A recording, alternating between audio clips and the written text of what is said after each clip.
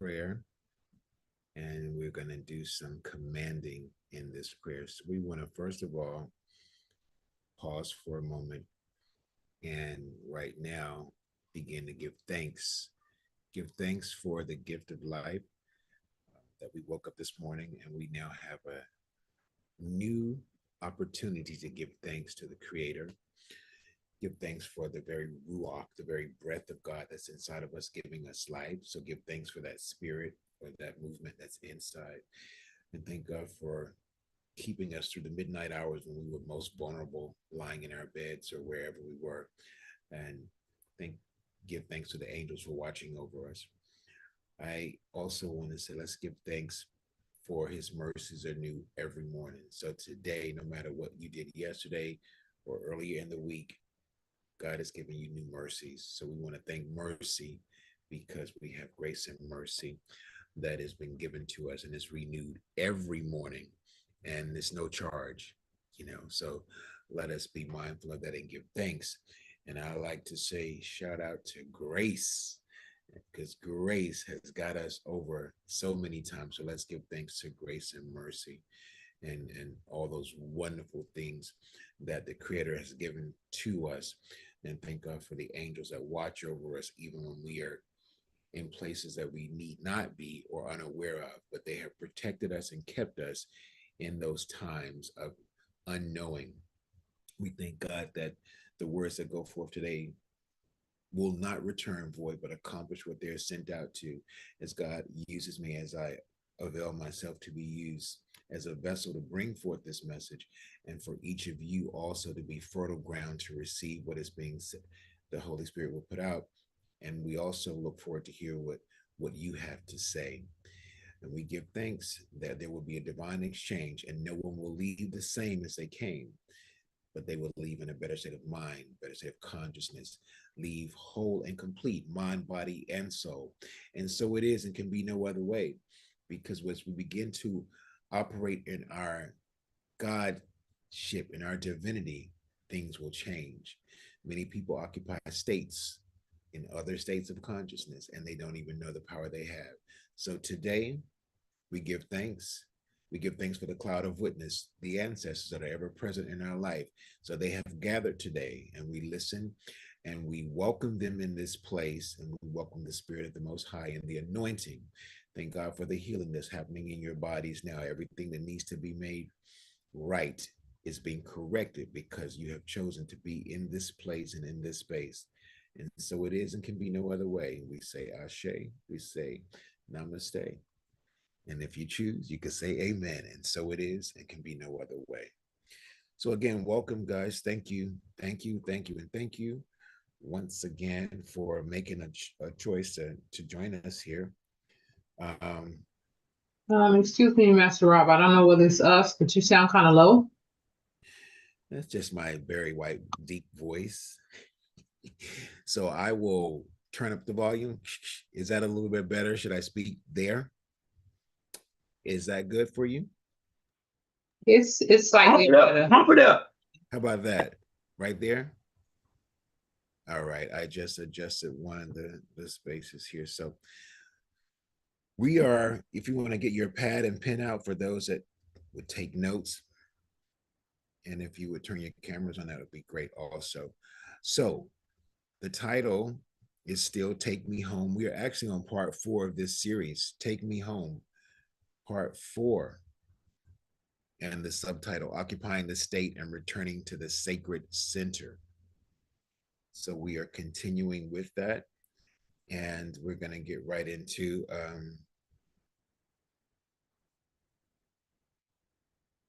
this today's message. So here we go. Let's get started. So like I said, I did want to do a breathing moment. I'm going to ask you to take a deep breath in. You're going to hold it for 4 counts, and then you're going to release. So let's begin now. Take a deep breath in through the nose. Hold 1, 2, 3, 4, and release. Let's do that again. Take a deep breath in. Hold, and 1, 2, 3, and release. This time you're going to take it in and hold for 4. You're going to release through the mouth by saying ah. 1, 2, ready, let's go. Take a deep breath in. Hold. 1, 2, 3, 4, release, and ah. Did you feel the difference when you said ah and then begin to release? So that is a technique you can do if you need to calm yourself down in any situation. You could do about 3, 4 moments of breathing, and you hold for 4 and release for 4. In through the nose for 4 and then release for 4. It is a good way to bring balance and to calm you down so that you don't find yourself in a panic state. We're always talking about that because the system at large is always putting out these breaking news or these messages to keep people in the mode of fight and flight. So it begins to disrupt your nervous system because you're always thinking and especially like a place like New York, you're always watching and you got to be alert at all times. So it keeps you pretty amped up. So it's important to know how to, again, occupy the state and return to that sacred place. And breathing is a great way of doing that, as well as other things. In the morning, doing your meditation and starting out with being grateful. Gratitude, if you begin to create a gratitude list at any point in time, it shifts the atmosphere within to without. So, those are two tools that you can use if you want to change your day, and you can do that at any point in time if you choose to focus. So, that also takes you into beginning to occupy another state. Which state will you occupy?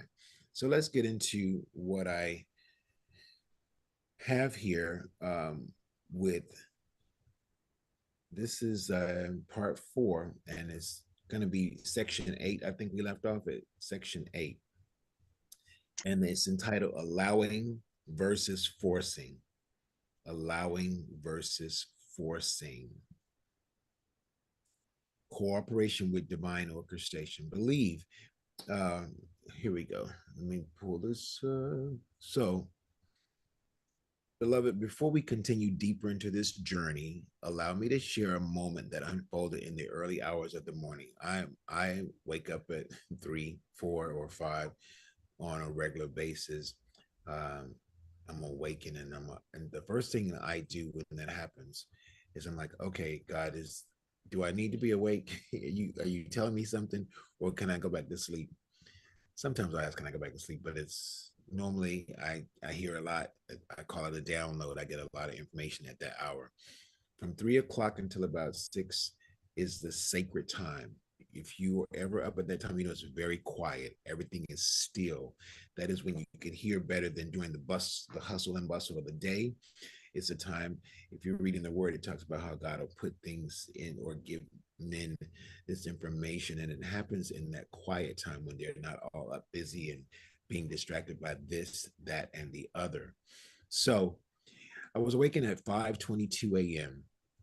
Now, many of you know that the early morning hours have long been known as sacred moments of quiet communion, is what they called it. A time when the noise of the world is silent and the voice of the spirit is easier to hear. Some call it the morning watch, the hour when prophets, seekers, and those listening for divine instruction often receive insight and understanding. When I noticed the time 5:22, I paused. I began to give thanks. Gratitude filled my spirit for another opportunity to awaken. I was just full, um, being thankful that I woke up again. I don't know if that happens to you, but do you ever just like, I'm just thankful that I woke up again and came to. And so I paused and gave thanks, and I began to commune and talk to God, talk to Source. As I laid there in the stillness, I spoke sincerely from my heart, and I asked the Creator, I truly desire to know to know that I'm doing that which you would have me to do. And that's what I was saying to God. I just want to make sure I'm in divine alignment and not in the flesh, as they would call it. I want to be doing your will. And and when I asked that, and I want to make sure I'm doing it well. And in that moment of quiet reflection, my attention was drawn to the numbers themselves. The number 522, and it's happened like a couple days. I wake up at the exact time. I said, let me just peep at the clock to see what time it is, and it would be those same numbers, 522. So the number 5 in biblical symbolism is often associated with grace, divine favor, and movement initiated by God. Throughout scripture, we see the number 5 connected to moments where divine mercy opens the door for transformation and new direction. So you'll find that with certain stories in the good book. Then we see the number 2, which represents witness, agreement, and confirmation. Scripture reminds us, by the mouth of 2 or 3 witness, every matter shall be established. Have you heard that before, guys? Where, Mm. if 2 or 3 agree, okay? So, but here, the number was not 2, it was 22, 522. And the repetition carries its own depth of meaning. In the ancient Hebrew tradition, there are 22 letters in the Hebrew alphabet, and those letters were understood to be the building blocks through which God spoke creation into being. And we would ignore that buzz, um, into being. Focus, focus, focus. One moment, please. That is FedEx and everybody else ringing all the bells. Okay. In other words, the number 22 often symbolizes divine communication, revelation, and the unfolding of spiritual understanding. So when we see 522, we can interpret this symbolically as grace opening the channel for divine instruction. And this is coinciding with what I had just asked God for about, am I in the right place? Grace initiating a moment where the Spirit begins to reveal something deeper. And immediately after waking, I began conversing with the Creator in gratitude and sincerity. Something else came back to my remembrance. The day before, when I woke up, I had seen 2 simple word games online. When you're going on social media, they have these little things like, what word do you see first?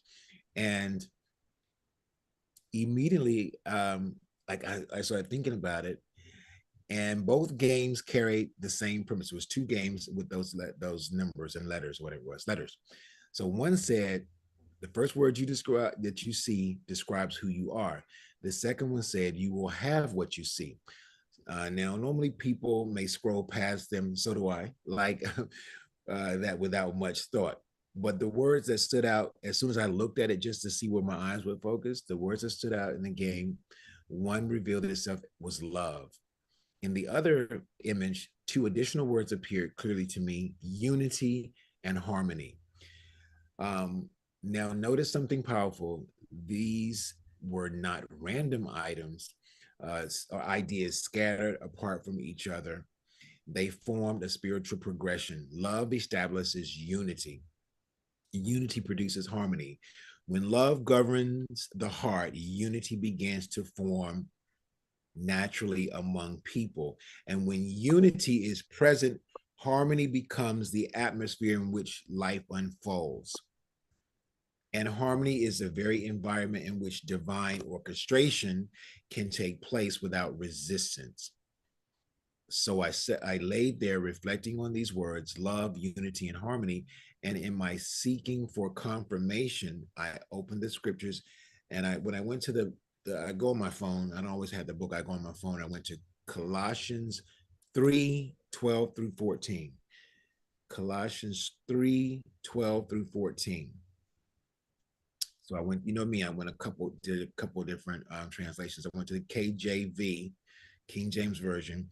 Put on, therefore, as the elect of God, holy and beloved, bowels of mercy, kindness, humbleness of mind, meekness, and long suffering. And above all these things, put on charity, which is the bond of perfectness. Now, when the scripture speaks of charity, a deeper meaning is love. That's what charity means when you put on charity. And notice that Paul tells us love is the bond of perfectness.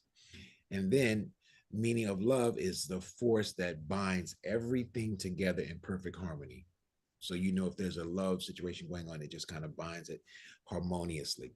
When I also looked at the Message Bible, the wording became even more clear, more vivid. It said, so chosen by God for this new life of love, dress in the wardrobe God picked out for you: compassion, kindness, humility, quiet strength, and discipline.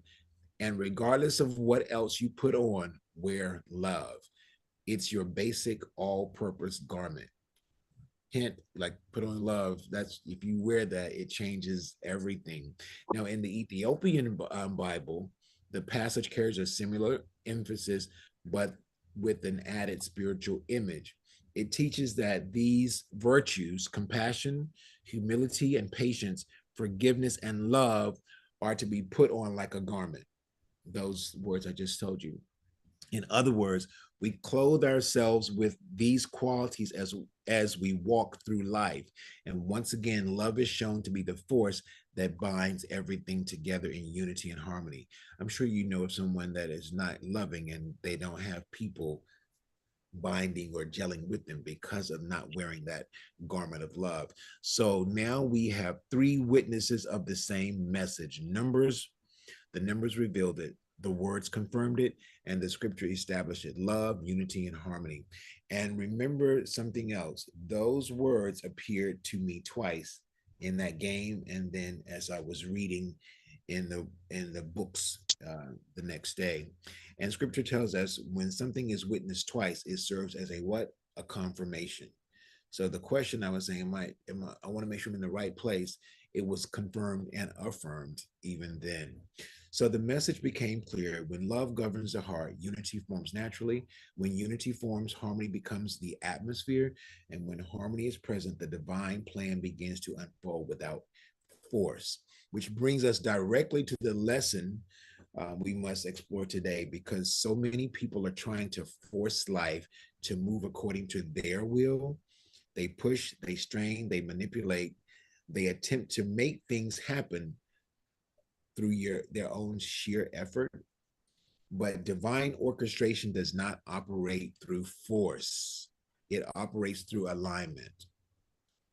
Are we clear? It operates through Mm. alignment. You don't have to force it if you're in alignment. So today we must look carefully at a powerful spiritual principle: allowing versus forcing something. Or said another way, learning how to cooperate with the divine orchestration already at work in our lives, because the Creator is always working in our lives. Even if we can't see it, it's being done. So if we can get in alignment with that, or choose to get in alignment with that, things will flow differently. And that, my friend, is the what I received the other morning. So I could open the message with that. So, again, the topic is allowing versus forcing. As we continue unfolding these principles, we arrive at one of the most important distinctions a person can understand when learning to occupy the state. Remember, we're talking about occupying a state, not in a place, but in consciousness. So, learning to occupy the state and return home internally. And that distinction is the difference between forcing something and allowing it. Many individuals, when first introduced to the idea that consciousness influences your experience, mistakenly believe they must somehow push reality into place through effort, tension, or constant mental control. And that begins to be create a whole bunch of stuff: stress, anxiety, and all of that. So the misunderstanding can create frustration because life rarely responds well when you're stressed or straining. What we discover over time, however, is that transformation does not occur through force, it occurs through alignment. Human beings do not create reality in isolation. Human beings align with pathways that already exist within a larger orchestration of life. When alignment occurs, movement becomes smoother, opportunities appear more naturally, decisions become clearer. Have you ever experienced that when you really are in a place of peace and calm, how things flow differently? Can anyone raise their hand for that? Have you felt that? So when you occupy that state, things move much easier than when you get up and you're angry and you're thinking about what they did, what she did, and what you got to do, and then you're trying to make it work, and it's kind of like you start hitting the walls because you're not in a place of alignment or peace. So it's up to us to learn how to get into that posture, and it will change things for us. So decisions become clear, timing begins to synchronize in ways that often feel surprising, yet later will make perfect sense. This is what many traditions refer to as cooperation with the divine order, the recognition that intelligence, which is God, greater than individual awareness, is already active within creation. Scripture reflects this orchestration repeatedly in Proverbs 3 5 through 6. Proverbs 3 5 through 6. Trust in the Lord with what? All All thy your heart, heart. And and lean not unto thine own understanding. In all thy ways acknowledge him, and he shall direct your paths. So we have Allah, we have source, we have the divine that will direct our paths, but there is something you have to do. And what is that? Trust that God's going to show you and lead you down the right path.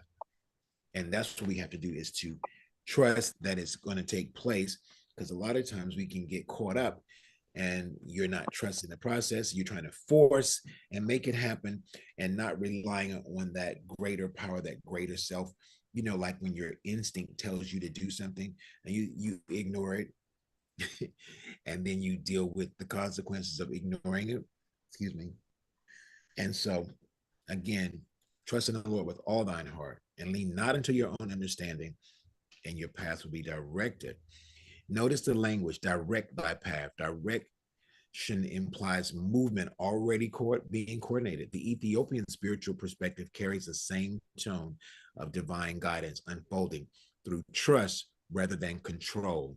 And the Quran echoes this reliance in the Surah 65:3. And whosoever trusts in Allah, he is sufficient for him. So when people say, oh my God, he's saying Allah, well, listen, there are many names: Jehovah Shalom, Jehovah Rapha, Jehovah Nisi. We could say Yahweh, we could say Yahuwah. And if you want to fight over that, then maybe you should look at yourself and see what's wrong with you. So if somebody wants to say whatever they choose to say, El Shaddai, if they want to say um, the many-breasted one, Apple. Abba Father, yeah, you could say whatever. Somebody call out another name that you know that you call God. Okay, we're interacting. Someone call out a name. What do you call it? In Spanish, Papa Dios. Papa Dio. And see, Yeah. it's good to know that so you can say the different names. And God is not tripping on names. That's man needing to try to contain something that cannot be contained. So infinite intelligence is what is speaking here today. And if we get in tune with source, then we can align and begin to move without forcing, but in harmony. All right. Now, let's continue. And whosoever trusts in Allah, he is sufficient for him.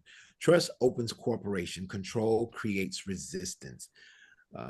This does not mean passivity. Allowing is not doing nothing. Allowing is participation without strain.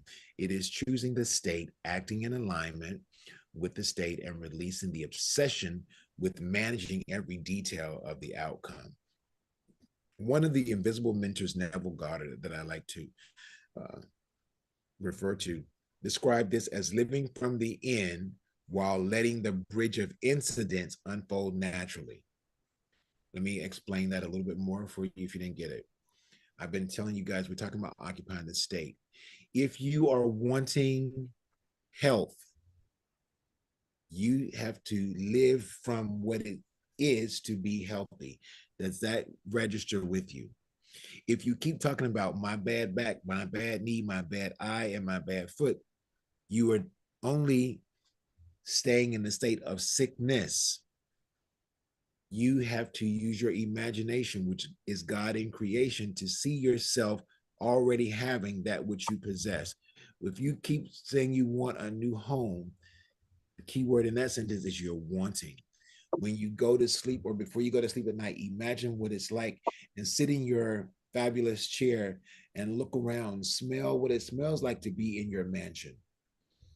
Hear the sounds of the music or the silence in the mansion. Look out the bay windows that you can see whatever you see out, because I can see the ocean out of mine, and it's wonderful. But can you see? Can you see what I see? Do you hear what I hear? Okay. Listen, I'm telling you, it's all in there. If you catch it, you can use it for your benefit. Do you see what I see? And see, I see great things, but if you can't see it, you cannot what? Be it, because you are seeing yourself out of. The rich people live over there. So what does that make you? Anybody got an answer? Y'all are quiet today. But if the rich people live over there, you have separated yourself saying that I am not one of them. I said, yes, we do. We live over here. And so again, where do you see yourself at? I wish I had this. I wish I could do that. Well, see, you're occupying the state of wish. And so the universe will only give you that, because life is a boomerang, or let's call it the law of attraction, only gives you what you give out. Okay, for somebody that just asked another question, your great grandmother said, birds of a feather flock together. That help you out, because whatever you like doing and hanging out with, you're going to get some more of those kind of friends. Or you might have one of the elders say, bring me your friends and let me see who they are. And you wouldn't bring them because you knew they weren't right. But if you bring them over, she said, now I know who you are. Because they people or the world is only a reflection of who we really are or what we're giving off. Are we clear on that? Can I get a hand shake or a stomp or a foot in the pit? All right, that means we're on the same page, right, Carnell? We're on the same page. So another one of my great invisible mentors is Joseph Murphy. He spoke about impressing the subconscious and allowing the deeper intelligence of mind to arrange circumstances accordingly. Florence Scovel emphasized that faith expects results without anxiety over the process. I'm going to read that one again. That's really powerful. Faith expects results without anxiety over the process. Did y'all get that one? Take that to the bank. Because if you call yourself having faith and you angst and you stress over the process, then you're not in peace. You're not in harmony. You're not in alignment. It's not a bad thing. So what can we do to get there? Some of the things I already suggested. Begin to meditate. Begin to um, emulate someone that is doing that is walking in peace. Put on that love garment. Put on those different things, and then the road would be different than it is. Capiche? Je vais comprendre, monsieur. I speak a little French too. So now, and trust activates cooperation with the orchestration. When a person moves from fear to trust, perception changes. When perception changes, decisions change. When decisions change, behavior changes. And when behavior changes, circumstances begin recognizing alignment with the new state. From the outside, this may appear coincidental, but from the inside, it is experienced as guidance. This is why faith, participation, and allowing must exist together. So faith is that substance. So it knows what to do. It's in play. It's just that we have to get in alignment with faith and know that it will work beyond the shadow of a doubt. And then when you're in the mix, don't mean everything is going to be quote unquote perfect, but where is your faith and what are you really trusting in? I was talking to someone this morning, and they like to use the word we, and every now and then I'll come in and say, well, that's I'm not going to be part of the group. We always looking at things as I was kind of cringing when they were talking because they kept putting the we, and I'm like, I got my own boat, I'm good. And I was saying that in the sense of we sleep corporately, but we awaken individually. Did y'all get that? Oh, Somewhere in yes. that book, it talked about there's going to be an awakening, and some will be caught up in the air, and the other will be like, "What happened to them?" That happens every day. They taught you to think it ain't gonna happen, but one day you're gonna look up and everybody's gonna be going, or maybe you won't be here, maybe you'll be one of the ones caught up. But we're being caught up consistently because somebody's getting what I'm saying, and others are like, "Did you? What happened? What he say?" Because you're not there, and it's okay because you may not awaken at that moment, but we awaken individually, but we sleep corporately. Does that make sense to you? Okay. Yes. And normally, when someone wakes up and you're in the house and there's other people sleeping, they get mad with you, right? Because you're keeping too much noise. Because I want to sleep. Anyway, somebody will get that too. So it's okay. Make that noise. Make some noise. This is why faith, participation, and allowing must exist. Faith alone without participation becomes wishful thinking. I wish participation without faith becomes a struggle. Allowing without either becomes passivity, like it is what it is. But when faith, participation, and allowing combine, movement becomes powerful and sustainable. You choose the state.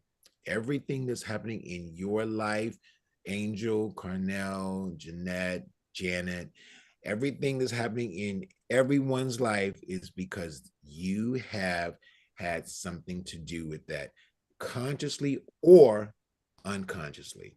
Because people say, I would have never chose that. Right. But let's get into the truth of where you are thinking unconsciously. What's happening, Angel? Tell them what's happening. What's That confirmation. right? That was a That's how confirmation. true it is. That's that confirmation. All right. So we just had that moment there. So again, participation without faith becomes struggle. But when faith, participation, and allowing combined, movement becomes powerful and sustainable. You choose a state. You act in alignment with the state. You allow life to unfold the pathways. Let God do it. Let God arise and my enemies be scattered. And as this happens repeatedly, confidence grows because you begin to see evidence that you are not navigating life alone. There is coordination occurring beyond your immediate awareness. This understanding also releases tremendous pressure. You do not have to know every step before moving. You do not have to predict every outcome before trusting. You do not have to force doors open that are not ready. Alignment often opens doors that force could never unlock. You guys get that? If you trust God, do it. Have you, okay, I mean, let me go here. Have you had things that you have walked through your own life experience, which is the greatest teacher that you've walked through, that you know it had, beyond the shadow of a doubt, it had to be a higher power than you that got you through? Anybody Yeah. All right. No doubt. Right. So when you let's say you can take account of those things, it will help to increase your faith, because you can say, now I know what I know, what I know. Right, Carter, when you say you fell in between those two, the two tombstones, yes indeed. Tombstones, and you say either I'm here or I'm there, you were still here, but God saved you from yes, He did. moment. So that was we can call that an awakening. We can make a memorial of that. I know where we at? What month is this? March 21. Robin, can we tell them, you look at me today, March 21, 24 was a different story. And just for those that don't know, I wasn't mobile at that point, but I did not forget. And I stood firm while laying down, if you catch that, because I was like, this is not my story. This is but a moment in the play that is happening. And I would always affirm that with myself, even if no one else believed it, that this is just part of the script. I didn't know I was going to play this character that couldn't walk, that had to start all over and walk again. But it is well. And every step I'm getting better and better. In every day, this is affirmation, write this down, take this to the bank. In every day, in every way, I'm getting better, better, and better. That'll save your life. In every day, in every way, I'm getting better, better, and better. Now, if you stop and think about those words, you realize there's nothing left out, because it's in every day and in every way, I'm getting better, better, and better. And let me give you another quote from that guy named Master Rob. The key is to allow and not worry about how. Who got that? I got it. I got it. The key I is to got it. allow and not worry about how. Okay. So let's continue. Oh, which is why your wisdom remains central to the in this teaching. Allow the orchestration, allow the guidance, allow the timing, allow the alignment between your chosen state and unfolding reality. Because when you stop forcing and begin allowing God to move or direct your path, you will discover that life has been prepared to meet you more than you realize. Your pathways exist, your conditions exist, the support exists. Your role is to align, participate, and trust. Because it talks about going through the shadow of the valley of death. But what happens? I'll feel no evil. Feel no evil. What? Because what? Because thou I art feel no evil. because thou art with me. That's Yes. right. And Every day.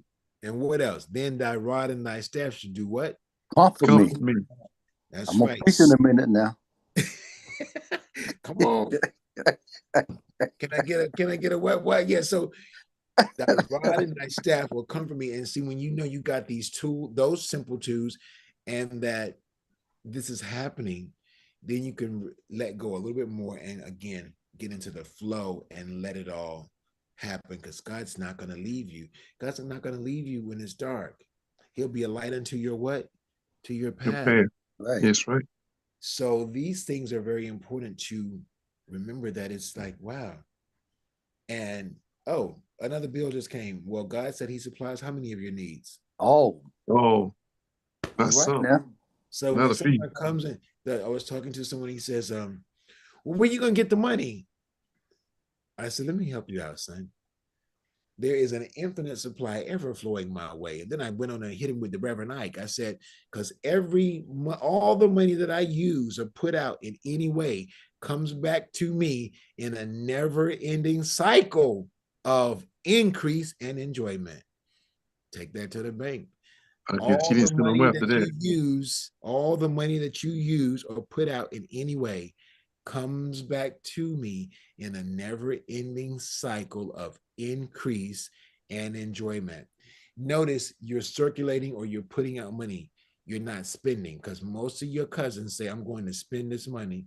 And if you look at the word spend, what are the last three letters? Let me see how many people up here smarter than me. E&D. All right. So stop spending, but make investments and circulate. You know, I almost started to sing a song. It's time for the percolator, but no, it's time to circulate. So time for the percolator. So as you circulate, it comes back to you. So you Oh want to man. circulate and you want to invest. You know about that song too? Yes, indeed. Time for the percolator. Yes, So sir.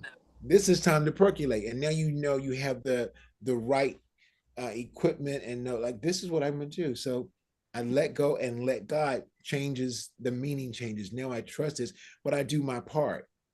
And you walk out your part, and I'm going to trust that a power greater than me, a power greater than you, is going to lead me down the right path. You know, when you hear that voice that says, you know what, don't go down that street today.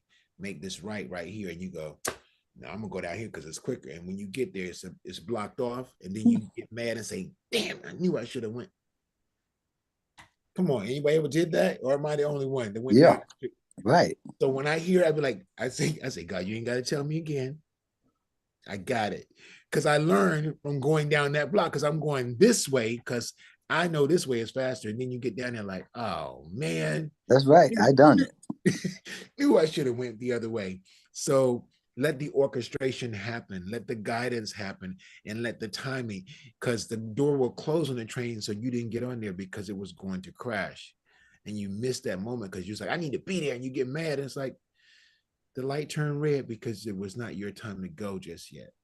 Get that? So be grateful for those moments that you allegedly missed the bus. But how about that was one of the ancestors, angels saying, they put you back in there so that it wouldn't come, the calamity wouldn't fall upon you.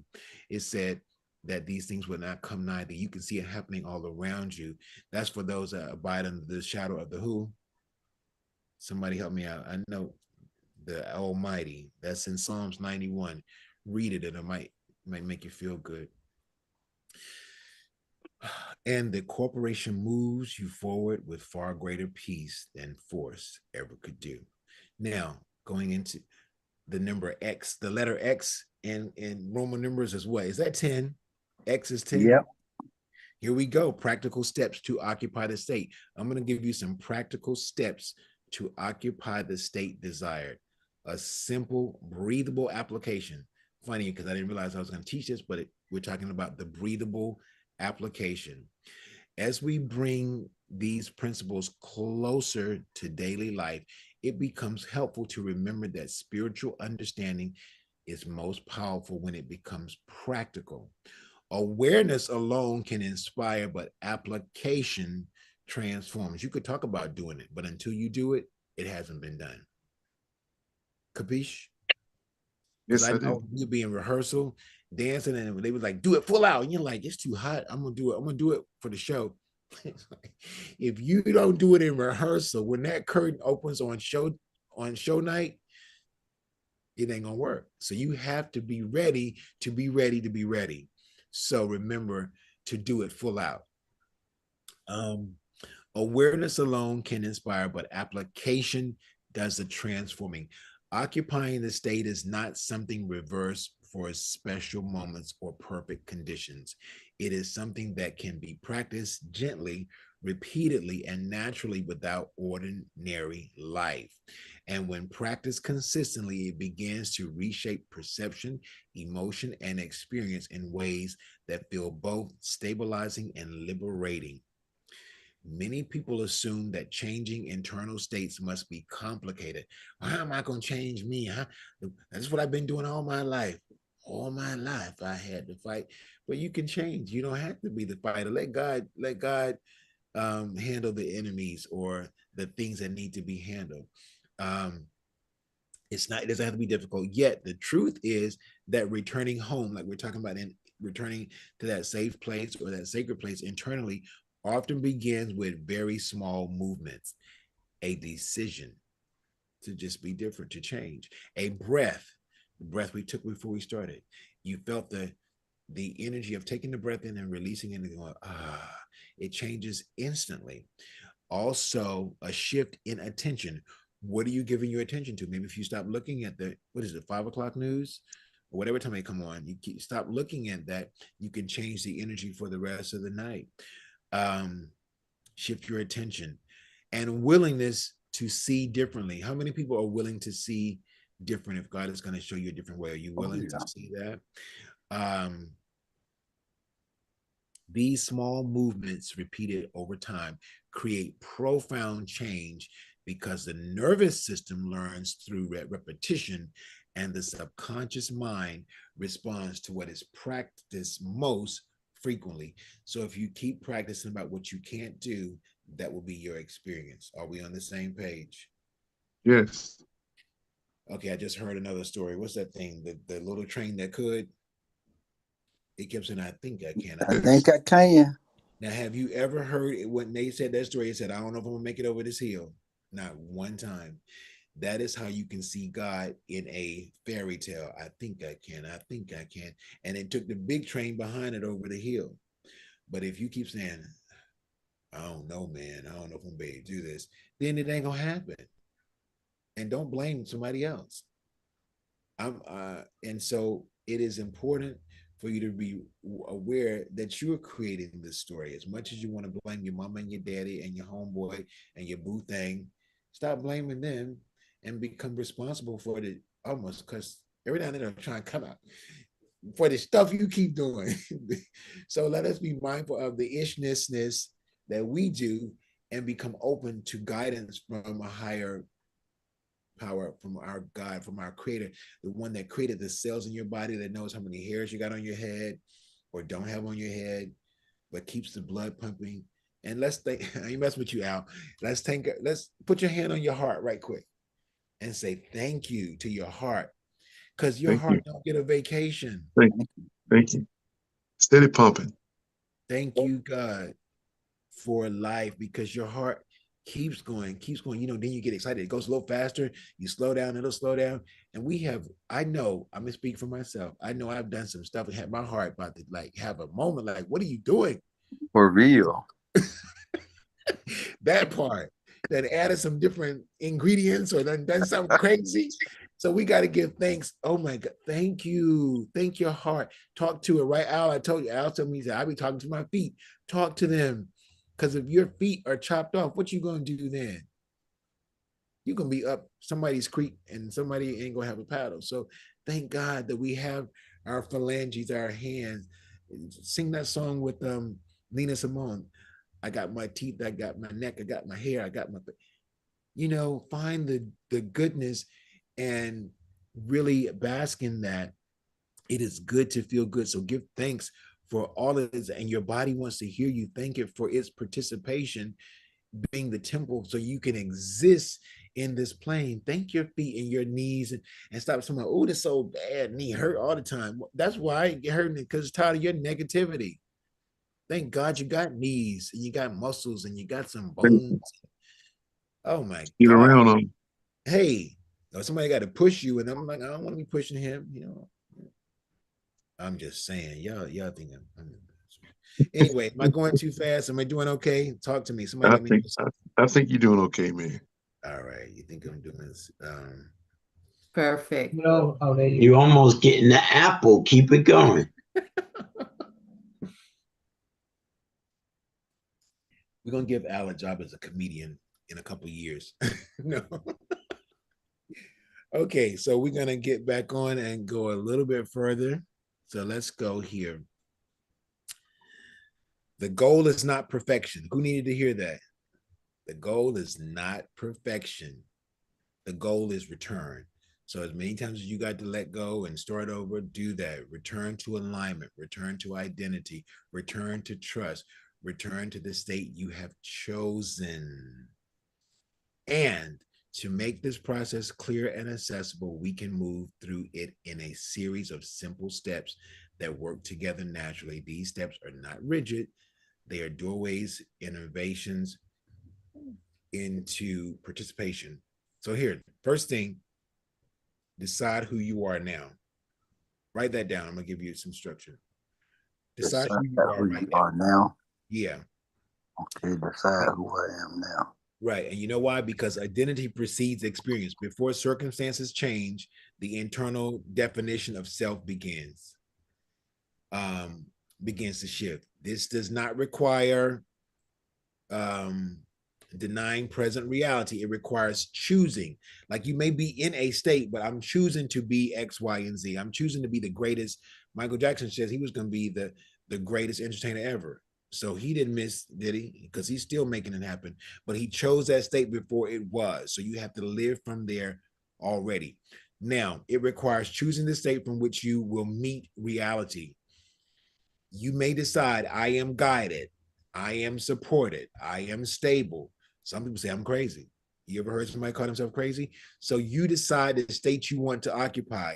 I am provided for, or some people say I just never have enough money. So you decide what you're going to attach I am to, and that is what's going to be your reality or your experience. The decision begins reorganizing perception immediately because the mind starts looking for evidence that consists with what you choose. So you got to decide who you are, and then you can begin to move forward. Are we clear? Yes. Somebody said yes, and we're going to go to the second one. The second one is breathe and return home within the body. What does that mean? Breath is one of the fastest ways to signal safety to the nervous system. When breathing slows down, the body receives a message that danger is not immediate and the mind becomes clearer. Spiritual traditions have always understood the connection between breath and awareness.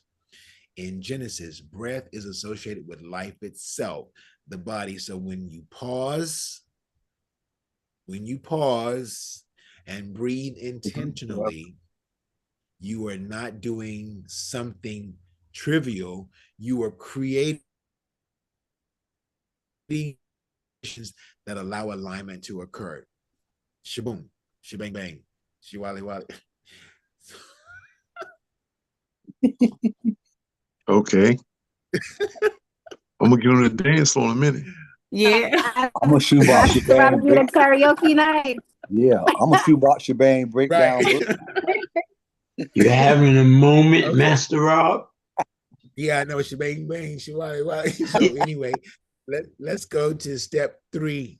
Here we go. Step 3. See the desired state as already done. See the desired state as already done. What does this mean? This is the principle of the wish fulfilled, meaning I already have it. The wish fulfilled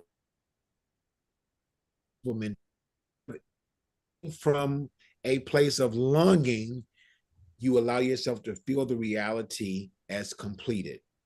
Somebody's going to get that and somebody's going to testify about they got it. So whatever state that you decide you want to be, you have to see from that.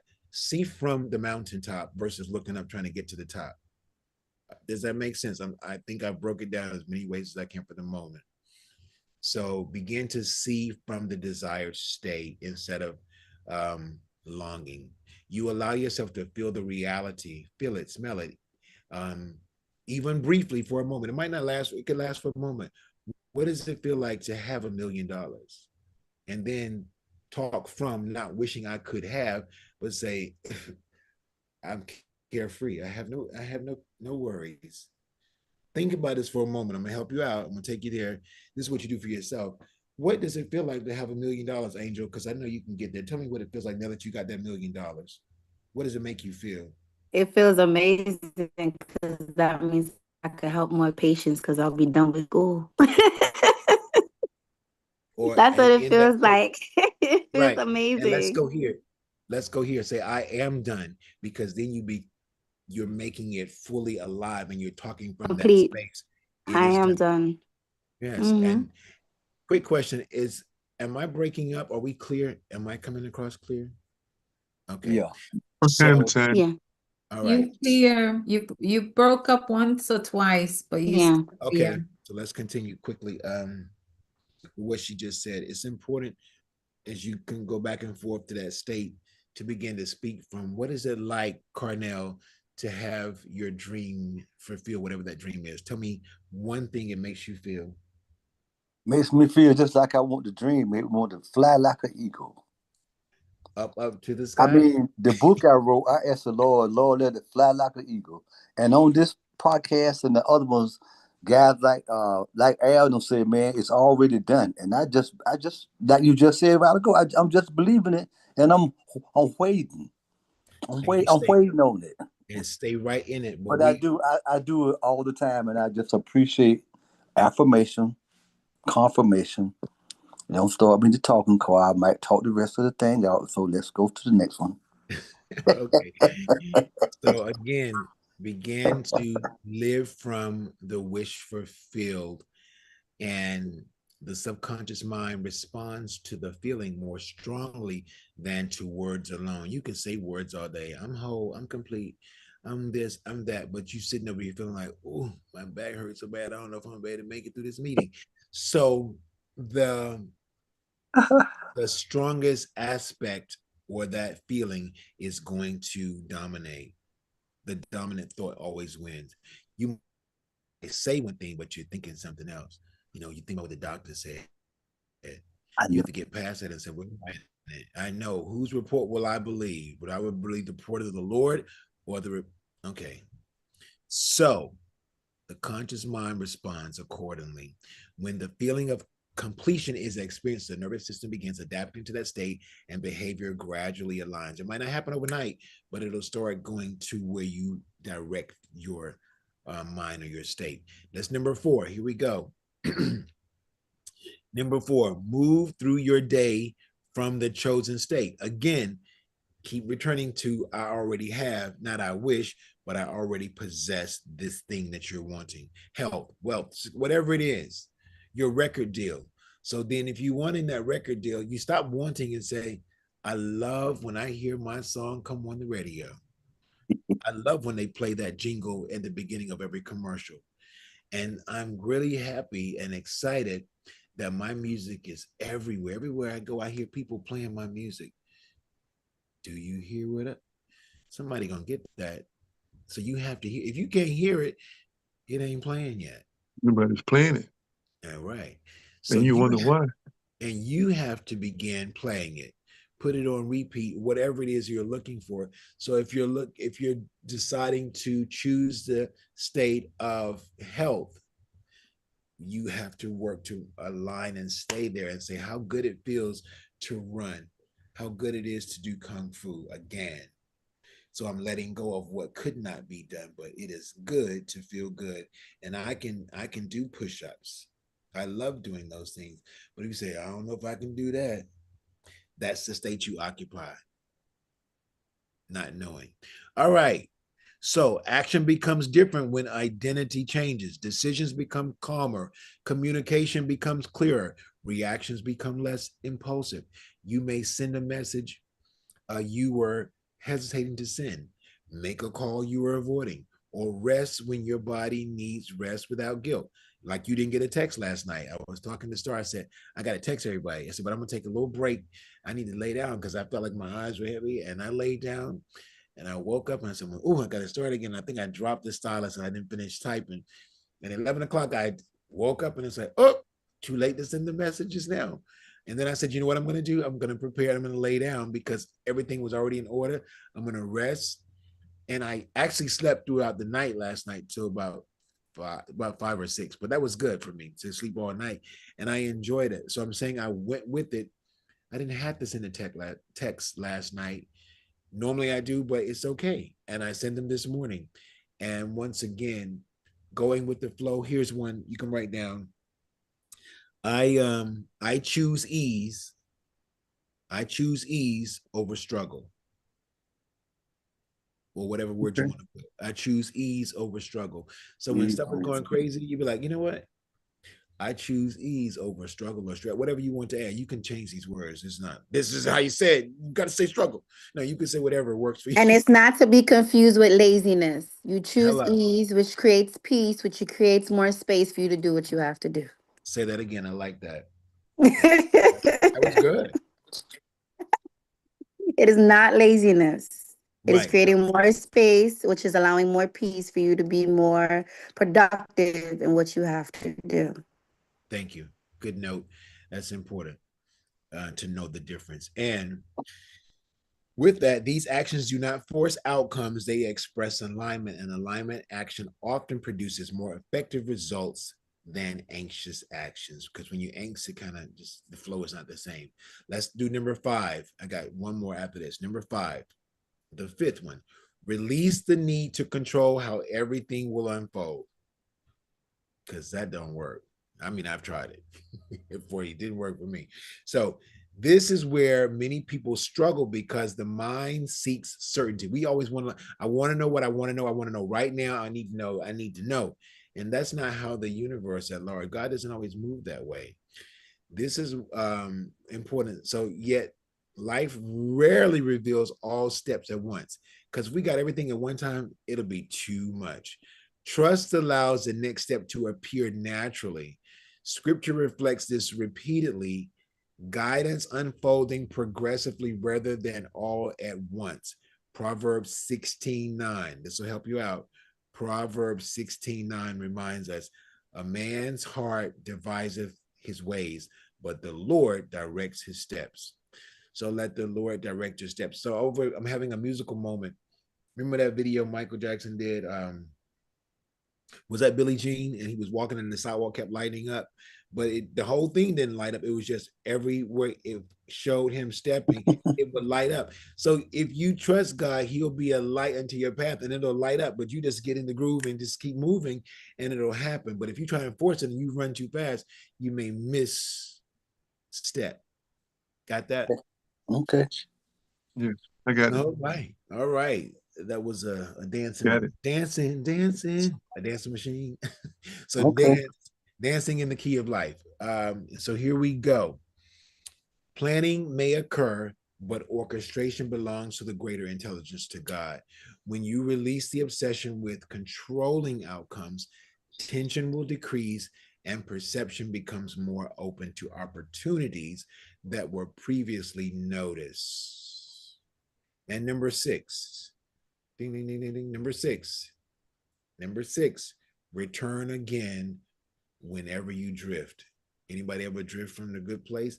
Okay. Just go right on back.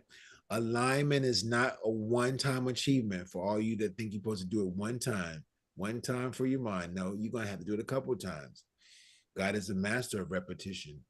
It is a practice. There will be moments when fear resurfaces or doubt will appear. That does not mean failure. It simply means awareness has an opportunity to return. Just as breathing continues throughout life, returning to this state continues throughout growth. Each return strengthens stability, and over time, the chosen state becomes more natural than the old one. I like that. The chosen state becomes more natural than the old one, but you have to make a choice. Where do you want to go? What are you going to do? And through all these steps, one principle holds everything together. The wisdom you have already spoken is referring to me. Let me tell you what I spoke. Write this down. Take it to the bank. No pressure, no lockdown, just air. So breathe. All right. I think I found years ago, I saw that on a shirt and I remembered it as soon as I read. No pressure, no lockdown, just air. So breathe. It changes everything because transformation does not come from strain. It comes from repetition, gentleness, and willingness. This is why the key remains central. Here we go. Is this that guy again? The key is to allow and not worry about how. That house up will mess you up. Well, how you gonna pay for that? I told that guy yesterday, I said, don't worry about that. It's already done. Allow identity to shift, allow the nervous system to settle and calm down, allow perception to change, allow life to respond. The more you practice these movements, the more you discover that occupying the state is not an abstract idea. It becomes a lived experience, a way of moving through uncertainty with stability and through change with confidence. And as this stabilizes within you today, returning home becomes easier each time because you begin recognizing that home was never far away. It was always accessible through awareness. Ask Dorothy. All she had to do was do what? Hip them heels. All right. See, he said he wasn't going to preach, but he's doing it. Click your heels. So when you're having a moment, you might want to click your heels and say, there's no place like home. There's no place like home. And you return to the sacredness of God's got it. God's going to direct me. God's showing me the path. If you can click your heels 3 times, there's no place like home. Somebody will get that. Did y'all get it? Oh yeah. Yes. And I feel like you also said something very important, Master Rob. We don't allow life to respond enough. We don't allow ourselves to sit and allow life to respond, even in a way that we don't want. We just don't allow it enough. So I thought that was very important that you said that. Because we want I don't know, I heard a noise in the background, but we want to control it, trying to control the outcome. And if you don't have to micromanage, you just trust that God's got it. That's where we have to make that decision, and you keep returning, like, because it's easy to let me find the words, when one can get off or out of alignment. Think of, you ever seen a watch, the inside of a watch or a clock is very, if a piece of dust gets in there, it'll change the whole, it'll stop working. A little dust, and you are even greater than that. So just a little thought, if I whisper something, it can get you off kilter if you allow. So we do have to return to the state that we choose to occupy. So am I going to be mad all day because of what they said? Or am I going to change my mind and my ass going to follow because I'm going to have a good day? It's going to be a good day. So you have to decide what it is you want. What state will Bernice occupy? It is well with my soul, or I'm stressed out. The choice we have to make ourselves. So we're going to stop, and there will be a part 5 because I think I've given a whole lot, and this guy has talked quite a bit. But were you receiving what I said, Robin? Was it okay? Okay.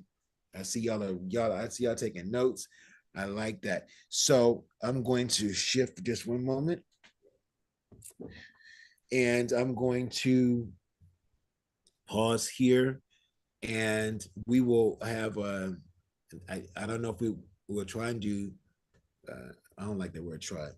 We'll have a section 5, and we'll see if we how far we get through that, because it's already 12:18. But I want to ask you some questions, and I also want to share some things, more things that I got throughout the week as I am awakened in those sacred hours of the night.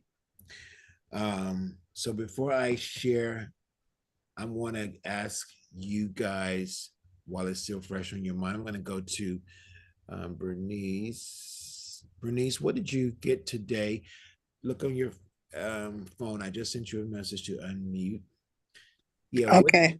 What did you get from today's session? And welcome. How are you? Well, it was an awful lot. And I kept writing all kinds of notes, hoping that I would remember to make sure that I asked some questions later on. But the one that I really looked at was no pressure. And so just breathe and keep allowing. Those are the things that I sort of looked at and thought like, wow, that's what I really need to do. When, because when my grandchildren come over, it's very hard to be myself. I have to look at them and say, well, what is it that you want to do? How do you want to do it? Instead of saying, I'm doing this and I'm doing that. But I had a 3-year-old come over yesterday, and she and I had a wonderful time. And she's very much, I think she's about 6, because she let her grandmother do anything she wanted to do. So it was great. We had fun. Awesome. Well, thank you for sharing. So let's go to Star, and then we're going to go around. Hello, everyone. I wrote a few things down. So I did like no pressure, no lockdown, just air, breathe. So breathe, right? Yeah. And I also liked every day, every way, I'm getting better, better, and better. And release the need to control how everything will unfold. Also, everything you spoke about, for me, it was like profound, especially when you were talking about, you know, the dream you had, or waking up at night, and just the numbers, the meanings, just getting in depth with that, the message you had. I think that was a beautiful message. That part I didn't get to write down because I'm looking at everyone coming in, right? But I have to go back and watch and write it down. But everything else that you gave, it fed my soul. And another thing was that you said, when you stood firm while laying down. And it's just a reminder to me that when we going through whatever we're going through, we need to stand firm in our beliefs, in trusting God, in just remaining faithful, loyal, unmoved. And in that way, we could, by trusting him, we manifest what we want. If we want to heal, that's what's going to happen. You never thought it would be any different. Regardless of what was going on, you manifested what you wanted, and that was to walk again. So we have the power of the mind to do that. And that's another example that we have to remember, that whenever things happen, whatever it may be, we have the power to change that. And to create what we want. So we have to always think, like you always say, be mindful of what you think, and just always, think of the good, and always trust, because it will get you far. Yeah, thank you for that. And so that statement, yeah, I remember about standing, because I would have I would be drifting and dreaming, and I would be up walking and doing stuff, and I would have to catch myself because it's like, up, you can't get up just yet because you're still working through this space. But I was already there, and so in the message we are talking about, you can't control all the movements of it, just let it be what it is. So when they would tell me like, okay, we're going to put you in this chair and you're going to do this, and all you're going to do is just do something as simple as this, and I'm like, I'm used to doing 100 pounds. They're like, you just do what we say, just like this, a little bit. So as my partner, my boy, would tell me, he's like, you're gonna use the small weights. I'm like, I ain't using them girl weights, but you can't lift 100 pounds when you got to heal the certain parts, got to go through a process. So when I start using the little dumbbells, I respect that, and it's part of allowing God to take you down this path for whatever you need to get, because you're gonna have to walk some people through that. Maybe you had to be that Harriet, or you have to be that Martin to bring them this way. That's why you walked through what you did, because you can't tell somebody if you don't know this experience. All right, let's go to Cornell. Pastor Cornell, come on. Come on now. Come on now. You got a word. Let's go. What did you get today, sir? Well, I got a lot. And I got so much that I just feel different right now. I'm not going to leave the way I came. But I'm just the type of person that when you give out good news, I could sit here and just take it in. And I just like not trying to control that which I can't. And the breathing techniques, I've learned that really works because I'm a painter, and I get around people that hire me to paint, but they want to be the painter. And I be saying to myself, Lord, help me. Because they see one little fly, one little net or something. Well, how about that right there? They got the strain to see it. And so I said, Lord, help me, because I got to keep my composure. And I tell people, I'm a professional painter, but I'm not perfect. So anything that you see, it's not, and I know it's never going to be anything big. It's just point it out and let me see it. And some people, somebody done told them what to look for, how to do it. So I said, just bring it on. Me and Jesus got you, because you're not going to win. You might try to, well, how about you didn't do this while ago? I said, wait a minute now. Hold up. You hired me to paint for you, but I see that you know how to paint, but you can't, you know. And I just pick up from things that we talk about, and I listen. I said, you know what? That's good. That's good information. That's good food for not just thought, for my whole body. Yeah. Because of the way that the world is, I had to shield myself behind all the things that we talked about today and other times. But I think it's a part of my armor to live.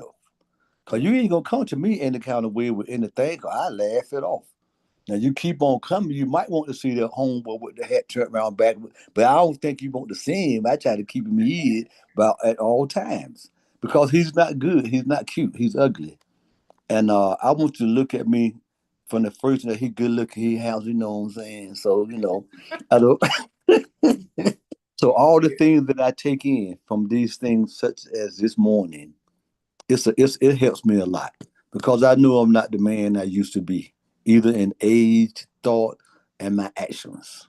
But all this stuff that we take in really, really helps me. Thank you for that. We're going to go to Mr. Alberto.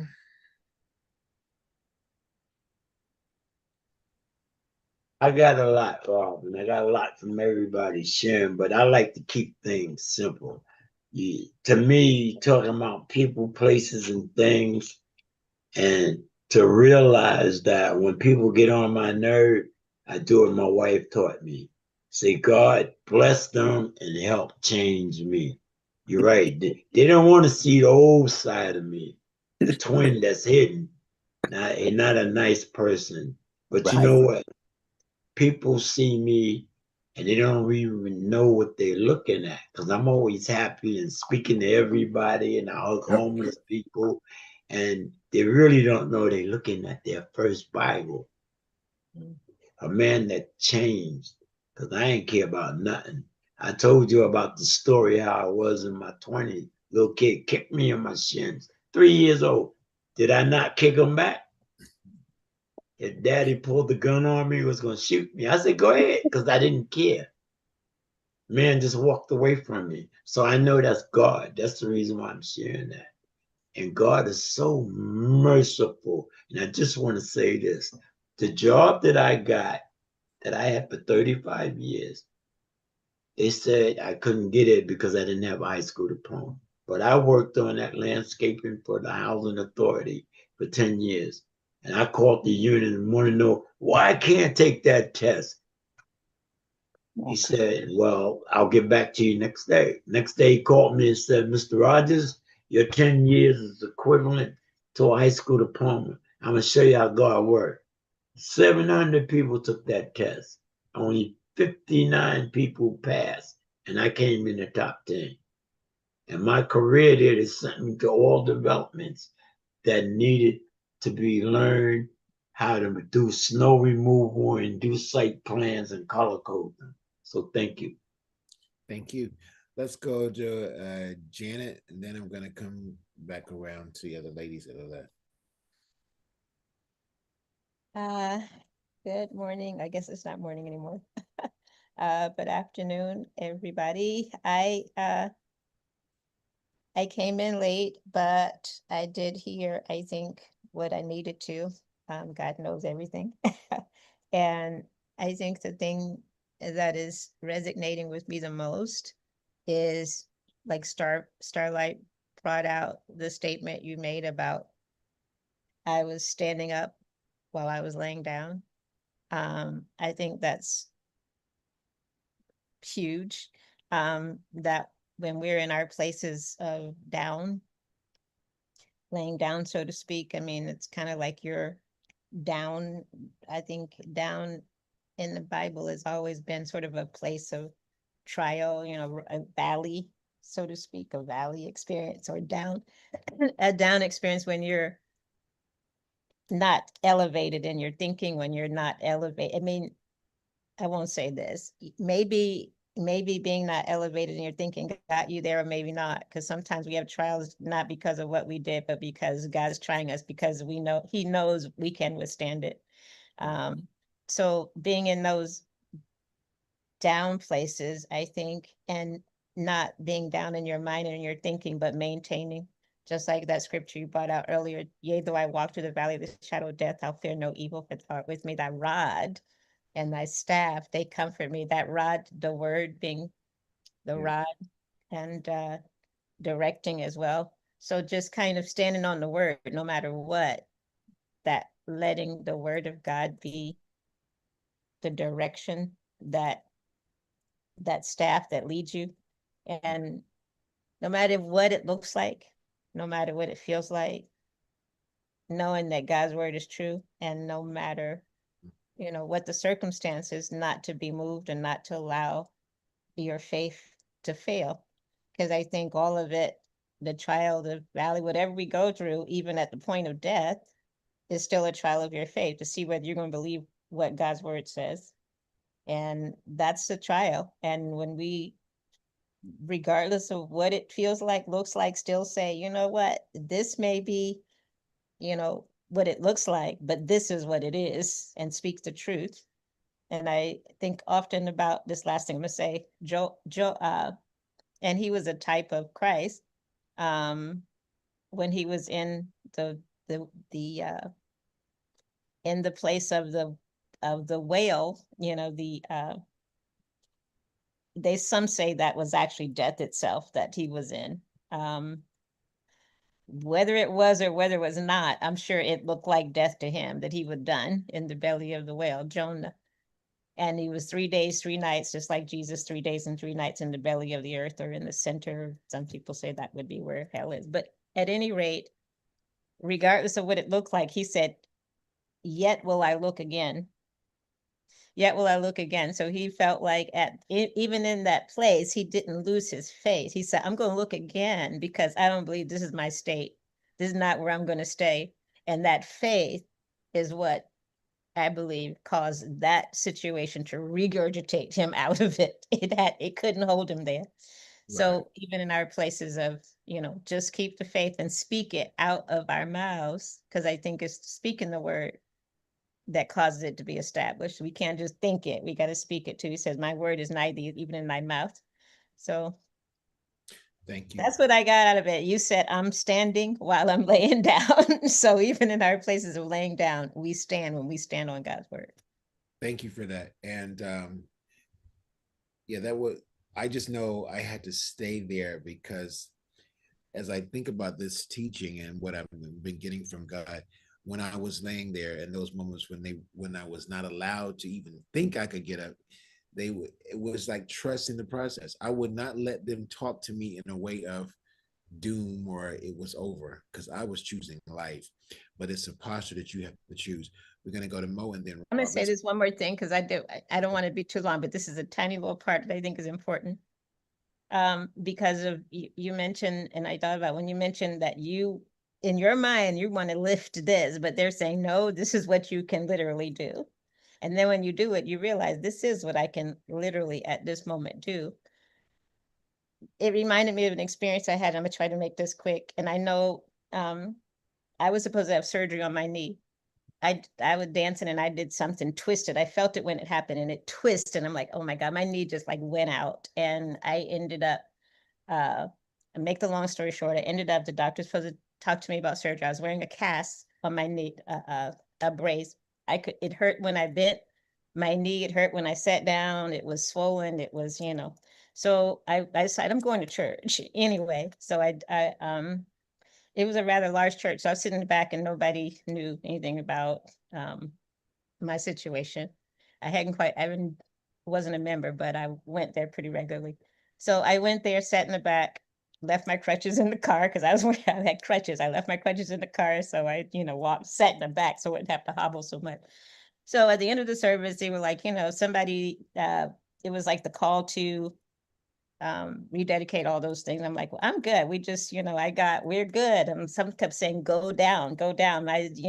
Something said, go down. I was like, no, I'm good. We got, straight last Sunday. I'm good. But something kept egging me, go, go, go. And then I heard somebody that's not a member, somebody still needs to come down. And it's a church full, is a big church. So I'm like, but it wouldn't let me go. So I'm like, okay, I'm just going to go.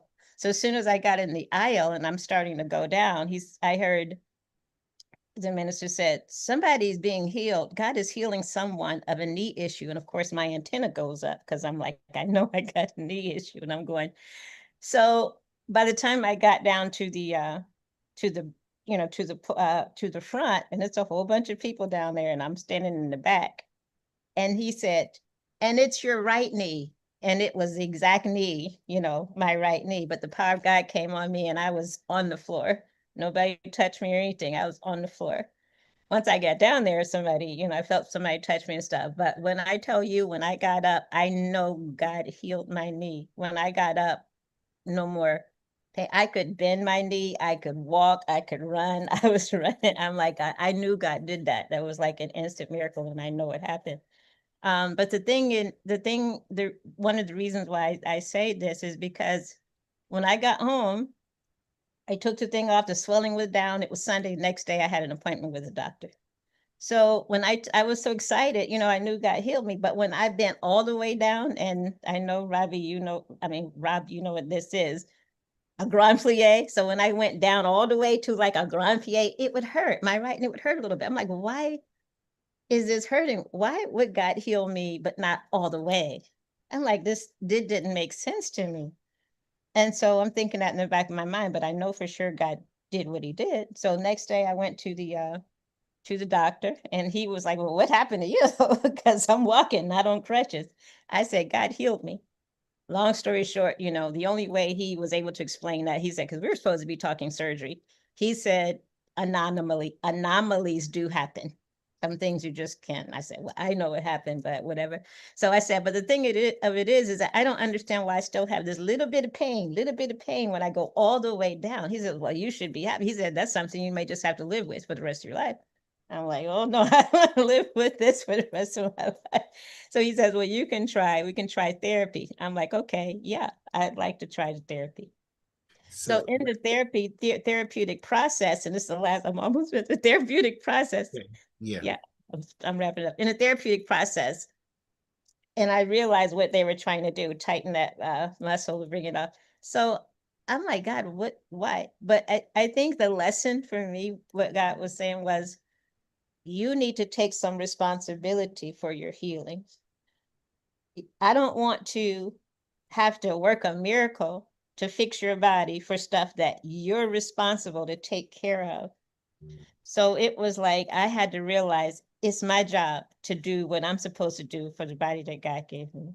So he left that so that I would learn that lesson. So that's kind of how I wanted to bring That's that beautiful. That's example. beautiful. And it also shows part of the teaching where stop trying to, it's got to be this way. No, no, no. And God's like, no, like you just said, no, you do your part and walk it out.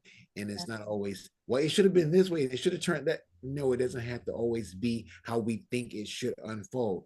Because I wouldn't have been where I was at all if it was my way. But we walk through these things and we grow if you choose to grow from these experiences. So thank you for that testimony, major word um, of a life experience that will change your thinking forever if you hold on to that. Mo, and then we're going to go to Robin.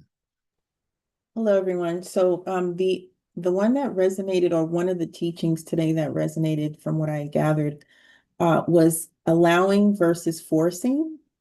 And like transformation occurs through alignment rather than force, and divine orchestration operates through cooperation, not control, and emphasizing trusting God's direction rather than trying to manipulate outcomes through personal effort. And I don't know if I can say this story in a minute, so I'm going to try. So I'm a recruiter, and so I work in a team, and we have a general mailbox that when candidates apply and we're not able to move forward with their candidacy, we can send an email from the mailbox, and it will just say the company, the hiring team. It will not be specifically from Monique, right? But then we also have other platforms where when we do interact personally with a candidate, I can send something personally from me and they can respond back and forth. The general mailbox, have you all ever written to like a company and you see a little, or they've sent you something and it's at the bottom, it says, please do not reply to this because this is an auto, like it's an auto reply and nobody's monitoring this, whatever, whatever. So I decided that I was going to send out emails. So this whole 6 months we've had a new system, and I decided, oh, you know what? When I send this and it's from the main mailbox and it says the hiring team, that seems so impersonal. I'm just going to take out that little line at the bottom that says, please do not reply, you know. And so I decided that I would just continue to do that. I don't think maybe the other recruiters don't do that, but I said, oh, who wants to get that? Yeah, they're going to get this message that's not the greatest, but that's going to just be worse. Like saying, hey, we're sending this to you, just leave us alone. Don't reply back. So, well, yesterday I was sending out these messages, and in 26 years of my career, I've never received an email like this 3 times. And it wasn't again to personally me, it was to the inbox, but I'm looking at it like, wait a minute. And the person they replied 3 times with the most disgusting, vulgar, out of control message that I've ever seen in my career, 26 years now. And you know what I thought about? There's guardrails for a reason. There's things that we try to manipulate and we think it's for good, which that's the intent. That's where we're coming from, a good place. But we can't see the bigger picture sometimes in what's happening, why there's these guardrails, why there's this compliance, why there's things that you follow directions. It's there to mitigate risk and it's there to protect you. But you have your own idea of what you think it should be. And you know what happened?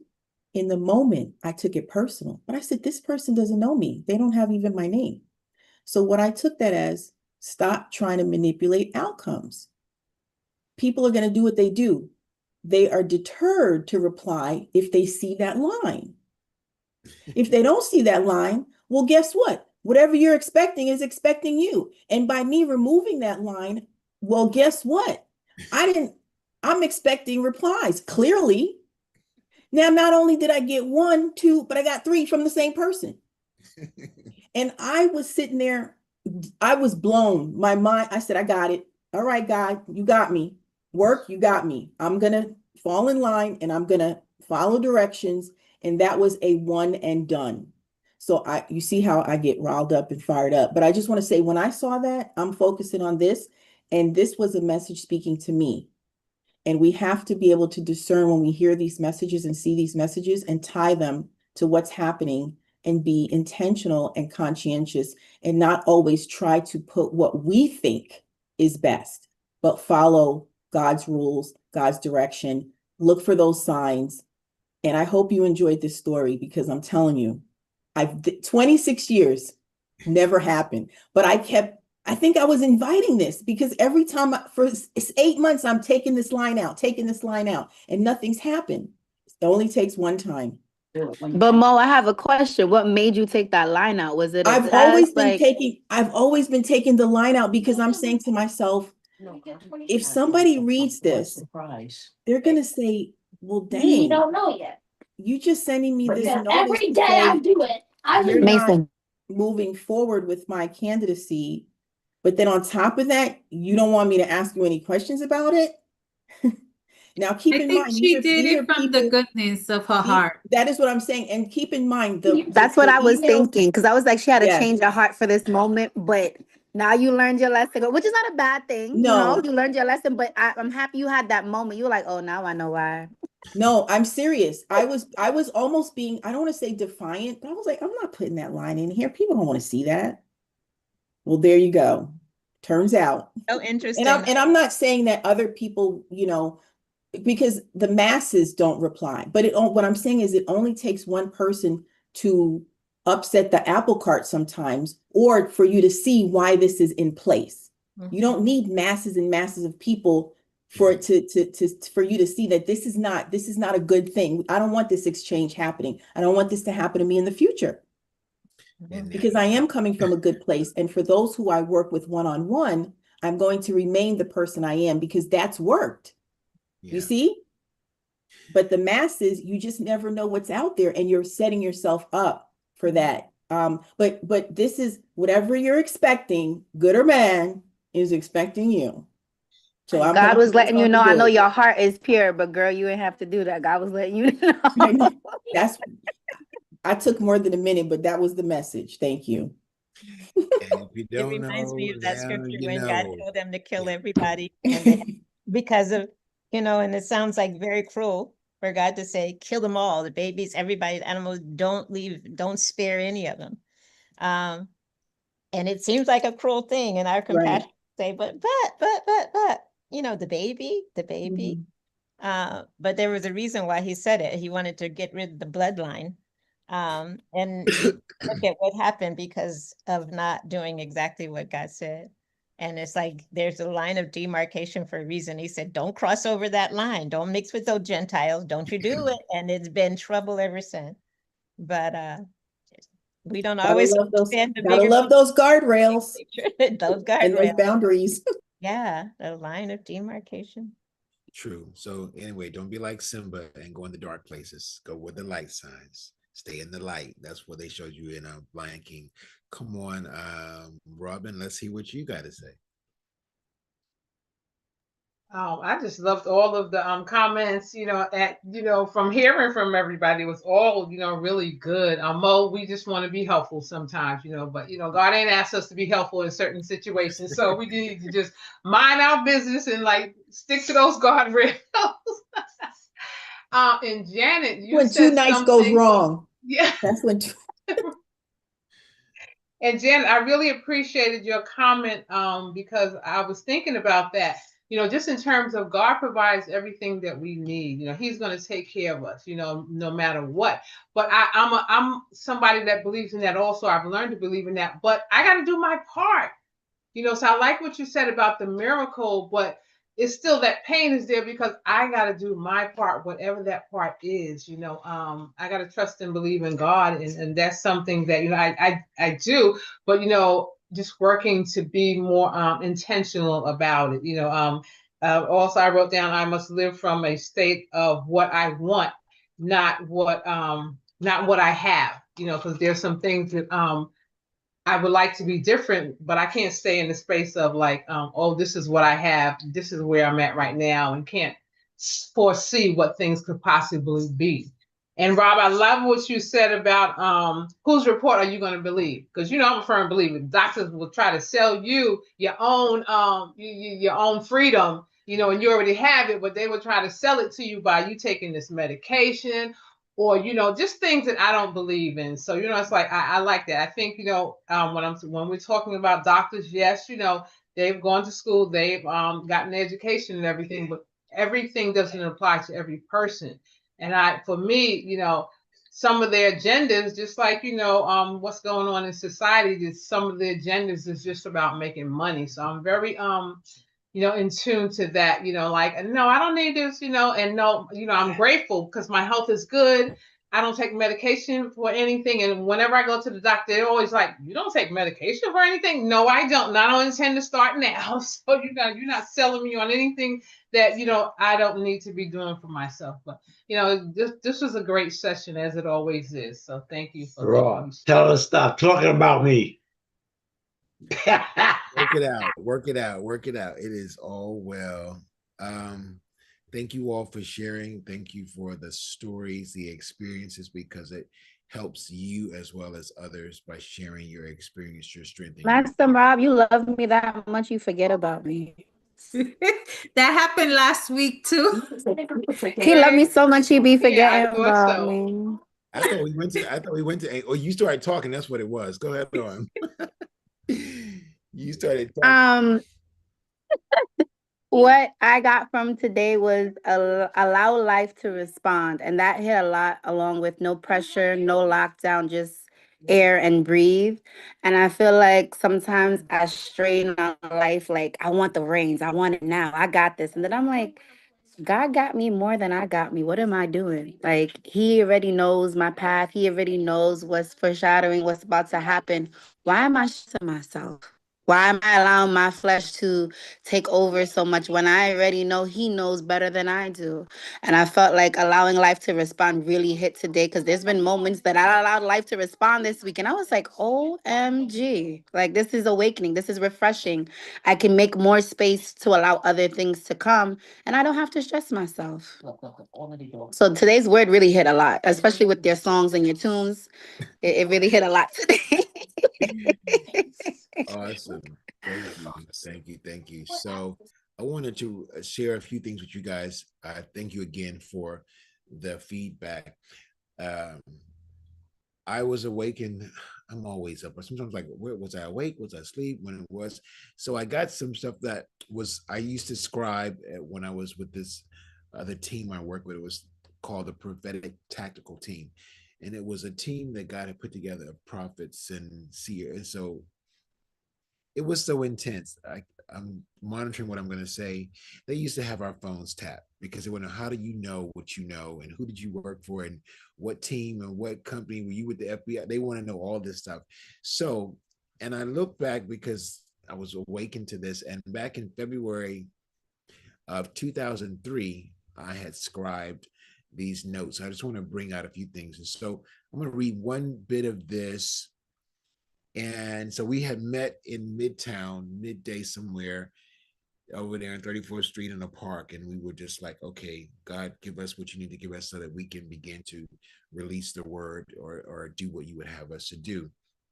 So God began to give us information about, I'm going to tell you this, and if you know how or you don't know how, we will talk about it. In Queens, New York, we need to intercede that the authorities overtake the place where the terrorists are making bombs and more. The authorities have the place under surveillance. However, the time is now to overtake and wipe out the enemy. Prophecy comes because to be forewarned is to be forearmed. And so you, as a seer or an instrument of God, you can speak things into the atmosphere. You can speak those things.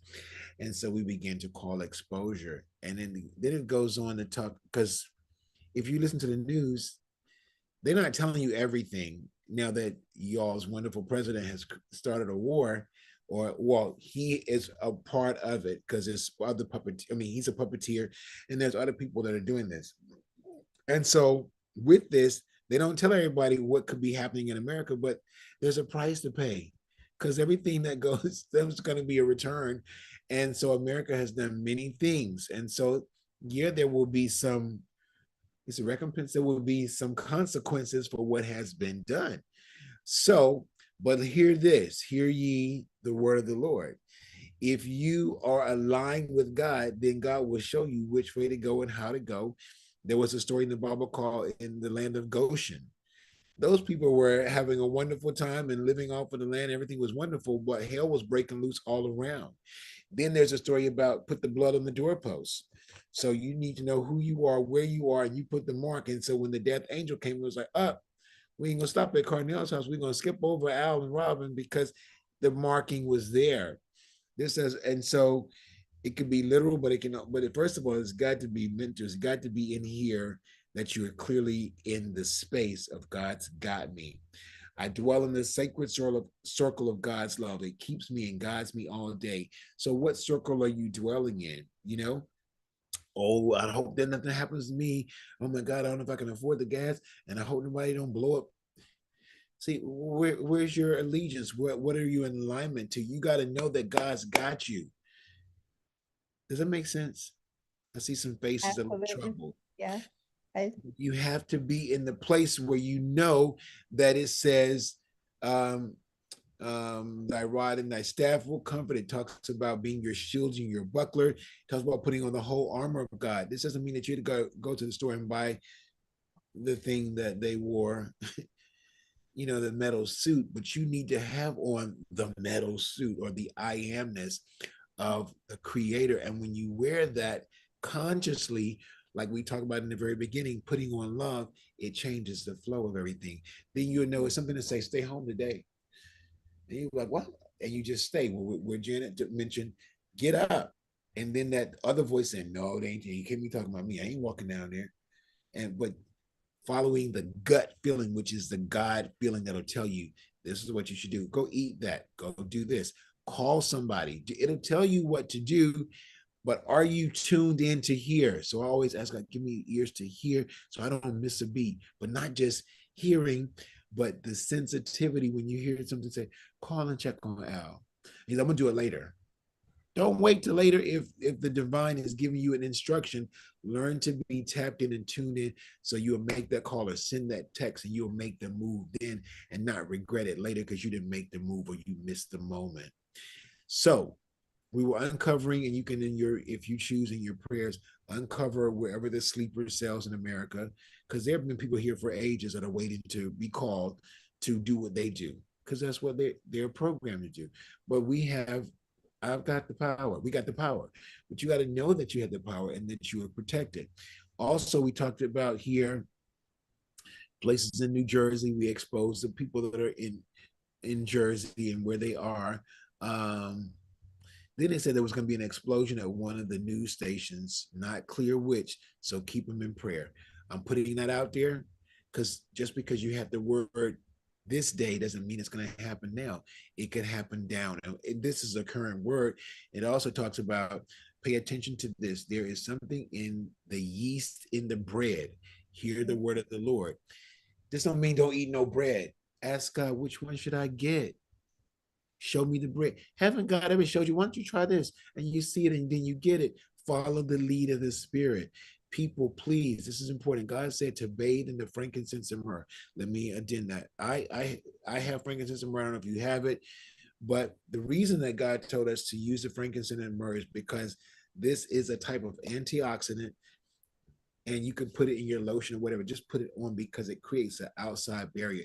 If you do any research, you find all the great kings and queens and the fragrances that was around, they was all with anointed with oil.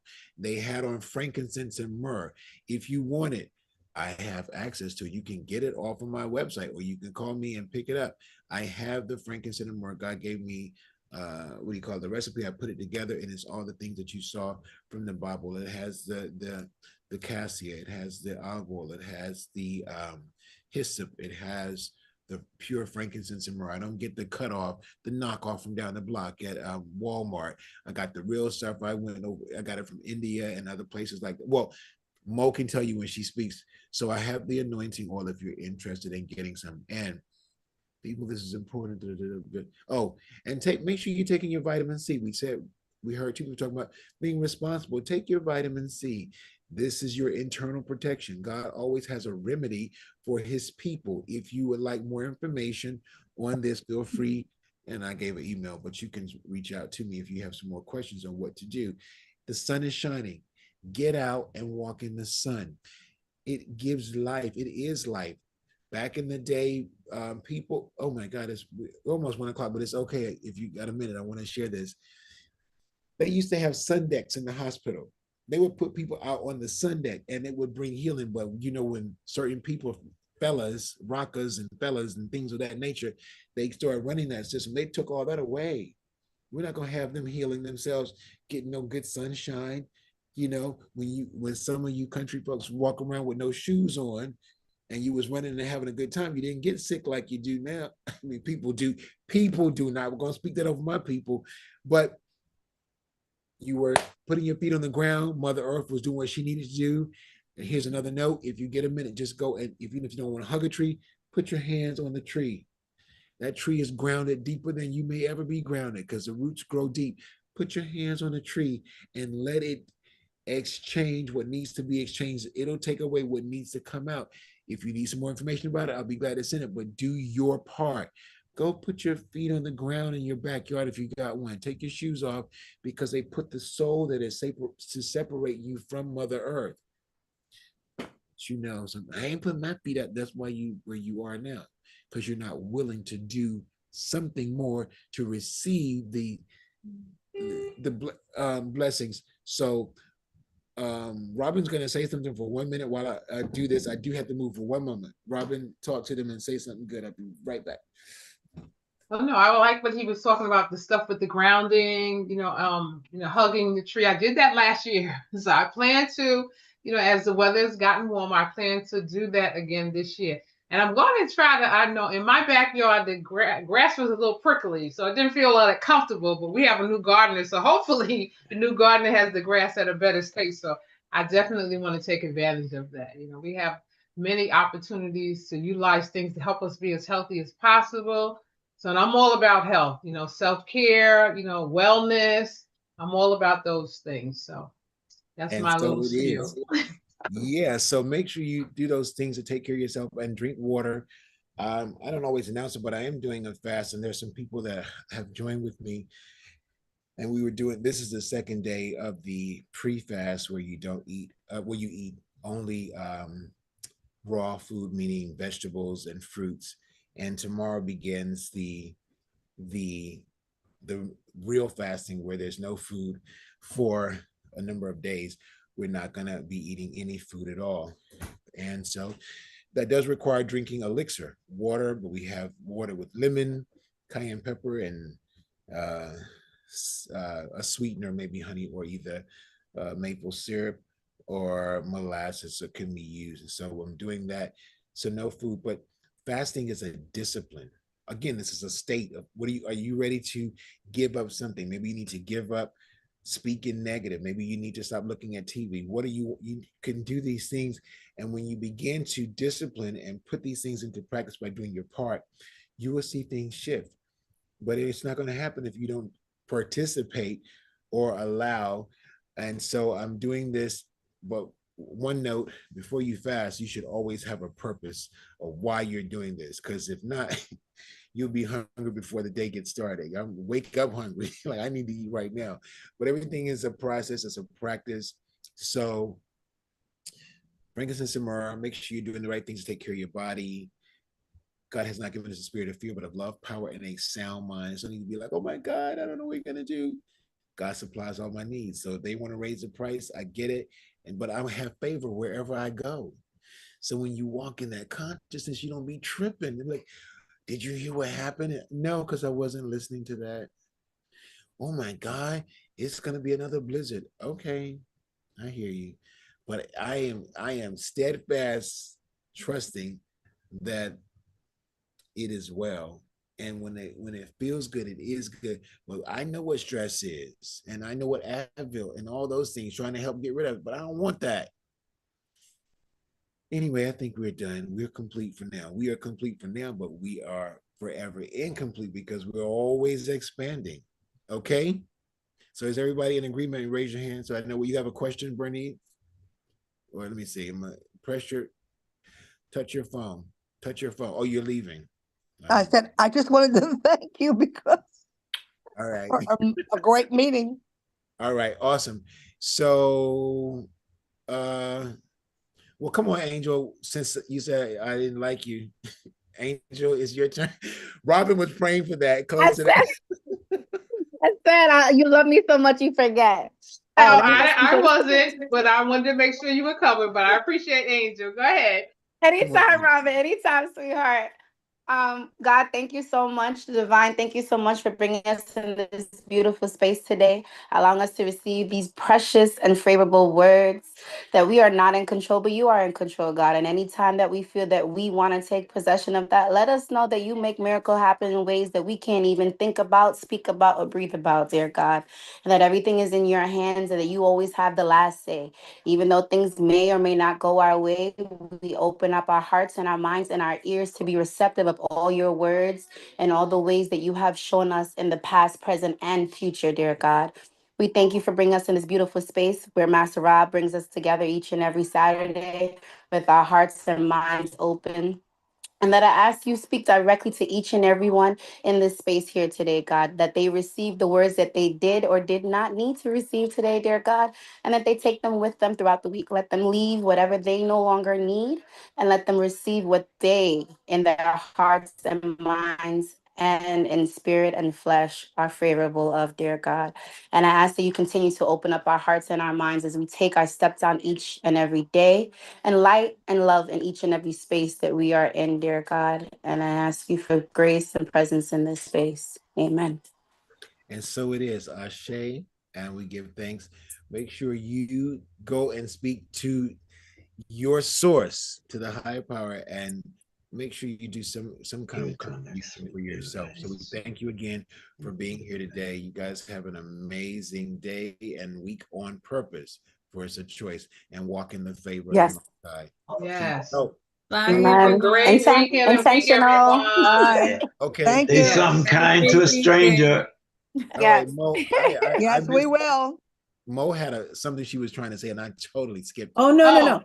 No, I was going to say before when you were talking about everything going on in the world, and that was heavy on my mind, but all these teachings and just being on the platform and just staying grounded and aligned with source has been phenomenal because when you start when it starts creeping in, I've been able to just cease and desist and move exactly. on. God's And got so, us. yeah, God's got seriously. us So always. that was a word. Yes. Yeah, because Yes. it's we're inundated, there's everything going on, and you have to sometimes, yes, be informed, but tune out when needed and stay on that track. And that's Yeah. why Take the meat and leave the bones. there Yeah. you go. And if you have an outdoor hot tub, get your butt in there. Ah, yes, Yes. yes. Yeah. Go to the Amen. You water. know Go to the that's water. my jam. So And know what to Amen. give attention to. All right. Love you guys. Exactly. Love you, big Be day. well, everyone. Love you. All right. Be blessed.